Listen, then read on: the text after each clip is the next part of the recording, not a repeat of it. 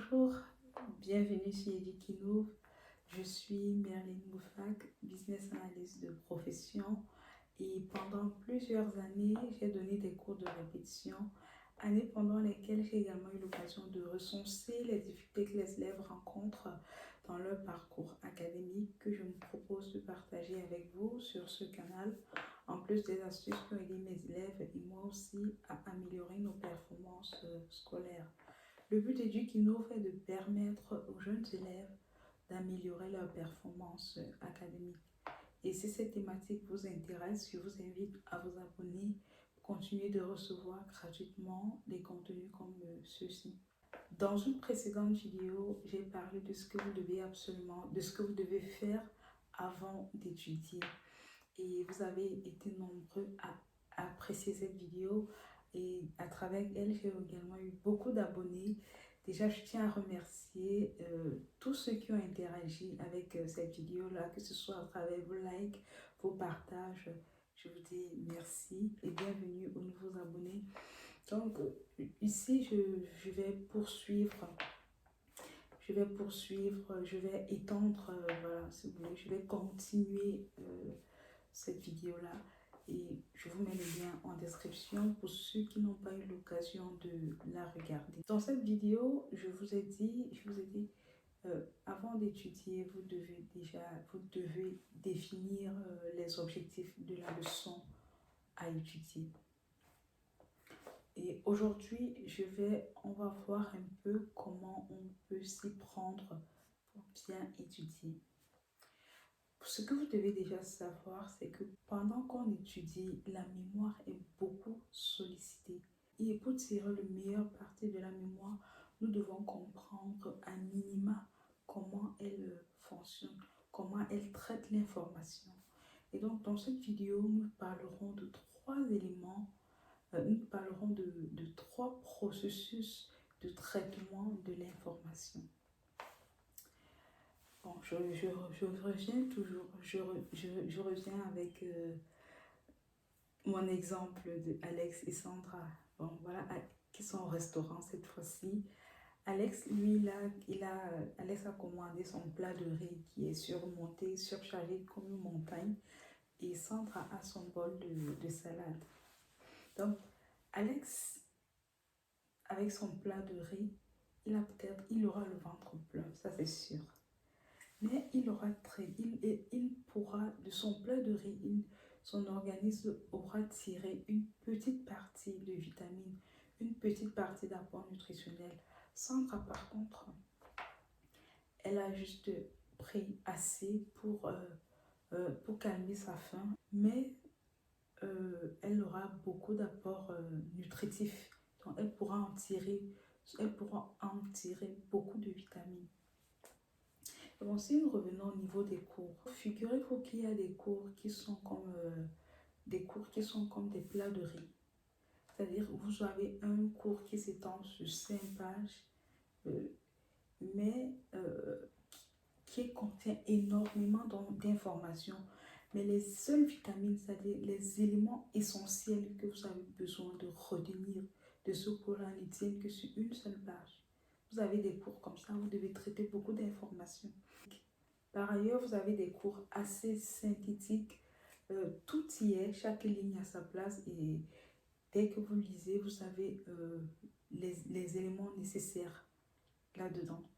Donc, quand vous avez affaire à des cours comme des plats de riz, c'est à vous d'être synthétique. Et comment y faire, et comment y parvenir, comment vous devez donc faire cette synthèse-là? Vous allez vous aider de vos objectifs que vous avez définis au tout début. C'est ça qui vous permettra d'identifier les éléments clés, les éléments sur lesquels mettre l'accent. Une fois que vous avez identifié ces éléments clés-là, vous pouvez vous faire des exercices simples et basiques, histoire de mieux vous approprier ces concepts-là. Donc, dans un premier temps, vous lisez votre cours, vous identifiez les points clés, vous traitez des exercices d'entraînement. Tous ces trois éléments constituent l'encodage, qui est le point d'entrée de la mémoire. C'est ça qui permet de faire entrer l'information dans la mémoire. Donc, l'encodage, c'est un peu comme la mémorisation. C'est le moyen par lequel l'information entre dans la mémoire à travers la lecture de votre cours, l'identification des éléments clés, les exercices d'entraînement. Quand on fait des exercices d'entraînement, c'est pour que les notions s'enfoncent bien dans votre mémoire. Après cela, vous allez peut-être vous endormir, vous réveiller quelques jours après, revenir relire ce même cours-là ou traiter d'autres exercices portant sur le même cours. Et là, vous êtes en train de, en ce moment, vous êtes en train de consolider l'information que vous avez fait déjà entrer en mémoire. Donc, la révision et le sommeil contribuent beaucoup à la consolidation de l'information en mémoire. Donc, il est important de dormir suffisamment. Je ne dis pas qu'il faut trop dormir, attention. Il faut dormir suffisamment, ça aide à consolider l'information en mémoire. Et vous devez aussi réviser. Le fait de relire, le fait pour vous de relire votre cours, de faire des exercices, sur ce cours-là, contribue à consolider l'information en mémoire. C'est-à-dire que vous aurez, l'information peut rester en mémoire pendant longtemps. Ça vous aide à ne pas oublier facilement l'information que vous avez apprise. Et la dernière phase dans le traitement de l'information, c'est la récupération. La récupération, c'est le fait de solliciter votre mémoire pour qu'elle vous restitue les informations que vous y avez enregistrées. Et si vous avez des camarades ou un groupe d'études ou des camarades avec qui vous étudiez, ou un groupe d'études, ou un bon groupe d'études, vous pouvez, après avoir eu à lire, relire, traiter l'exercice, vous organiser pour essayer de faire des mini-évaluations.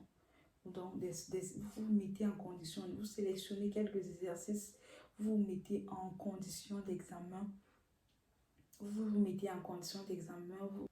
et de préférence, faites-le en classe, en salle de classe, ou parce que c'est en classe de classe ou le lieu où vous serez évalué. Parce que votre cerveau capte aussi les signaux de l'environnement. Il capte les signaux de l'environnement et le jour de l'évaluation proprement dit, vous serez encore dans cette même salle de classe. Donc, le cerveau sera déjà habitué à cet environnement-là et ça vous mettra déjà à l'aise et ça réduit aussi le stress. Ce sont des petites choses, des petits éléments comme ça qui favorisent aussi votre réussite. Donc, le fait pour vous de travailler avec votre camarade pour solliciter votre mémoire et vous verrez déjà comment votre mémoire réagit, à quelle capacité, votre capacité à récupérer l'information que vous avez introduit en mémoire. Et à partir de ce niveau, vous aurez certainement des feedbacks. À partir de ce travail-là, vous aurez des feedbacks. Donc, vous aurez des retours en fonction. Vous verrez peut-être que vous n'avez pas encore, l'information n'est pas encore assez consolidée en mémoire. Donc, qu'il vous faut retravailler ça. Vous devez revenir peut-être au niveau de l'encodage ou peut-être revenir juste au niveau de la consolidation, relier votre cours et tout. Pendant que vous faites ça, vous prenez le temps de lire votre cours, de traiter des exercices, de vous exercer en groupe, ou de vous exercer seul ou en groupe. Ça peut vous prendre un certain temps et très souvent, vous allez vous rendre compte que pendant que vous êtes en train de le faire, l'enseignant est déjà en train de faire la leçon suivante. Donc, vous avez un retard, vous êtes en retard par rapport à l'enseignant. Et beaucoup d'élèves dans ces circonstances demandent souvent ce qu'il faut faire. Ils se demandent s'il faut suivre l'enseignant ou il faut garder son rythme et travailler ses leçons en profondeur. Alors, moi, ce que je dis souvent à mes élèves, c'est prenez le temps de travailler vos leçons en profondeur. si vous avez un retard, vous êtes en retard d'une leçon ou d'un chapitre par rapport à l'enseignant, ce n'est pas grave. Mais si c'est déjà 2 leçons, vous avez un retard de 2 leçons, vous devez accélérer un peu votre rythme de travail. Mais quoi qu'il en soit, prenez le temps de traiter vos leçons en profondeur. Déjà parce qu'il faut savoir que le rôle ou alors l'objectif de l'enseignant, c'est de terminer son programme. Tout ce qu'il veut, c'est terminer son programme et vous ne pouvez pas aller à la même vitesse que lui. Certains y arrivent, je ne vais pas vous décourager, certains y arrivent. Mais pour ceux qui n'y arrivent pas, prenez le temps de travailler vos leçons en profondeur. Même si vous êtes en retard, ce n'est pas grave. Parce que si demain même vous avez une évaluation et que vous identifiez même seulement 15 points qui viennent, 15 points de votre épreuve sur sur les leçons que vous avez bien apprises et 5 autres points sur les nouvelles leçons que vous n'avez pas eu l'occasion de traiter. Si vous êtes assez concentré, que vous êtes bien préparé, vous pouvez facilement, il est facile pour vous d'avoir même 12 de moyenne à cette épreuve-là. Contrairement à ceux qui survolent les leçons, ils survolent les leçons pour être au même niveau que l'enseignant. Très souvent, ils n'arrivent pas, c'est à peine même s'ils arrivent à obtenir 10. Et en fin d'année, surtout pour ceux qui sont en classe d'examen, en fin d'année, vous aurez largement le temps de rattraper le programme de l'enseignant et même de revenir réviser toutes les leçons que vous avez déjà eu à faire. Par contre, ceux qui ont passé toute l'année à survoler les leçons, en fin d'année, ils ont souvent l'impression qu'ils ne maîtrisent rien. Et ça crée beaucoup de frustration en fin d'année pour préparer l'examen. Donc, moi, je vous dirais de traiter vos leçons en profondeur. Accélérez un peu le rythme s'il le faut, mais traitez vos leçons en profondeur. Voilà, je fais un petit récap sur les 3 processus de traitement de l'information par la mémoire. Premier processus, l'encodage. L'encodage, pour être assez simple, c'est mettre de l'information en mémoire. Deuxième processus, la consolidation, c'est renforcer l'information en mémoire à travers la relecture, à travers les exercices que vous faites sur la leçon. Et le troisième processus, c'est la récupération, c'est solliciter votre mémoire pour qu'elle vous restitue les informations que vous y avez enregistrées. Voilà donc les 3 éléments majeurs du fonctionnement de la mémoire. Donc, désormais, lorsque vous étudiez, et soyez conscient du fonctionnement de votre mémoire, et ça vous aidera non seulement à bien assimiler vos leçons, mais aussi à conserver, à être en mesure de mémoriser vos leçons pendant longtemps. Voilà, cette vidéo touche à sa fin.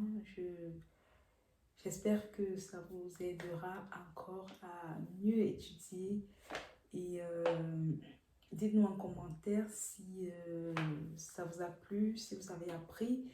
Et n'hésitez pas à liker, à partager et abonnez-vous. Si vous êtes mineur, demandez l'autorisation à vos parents ou à votre tuteur avant de vous abonner. On se revoit donc dans une prochaine vidéo. D'ici là, portez-vous bien. À très bientôt.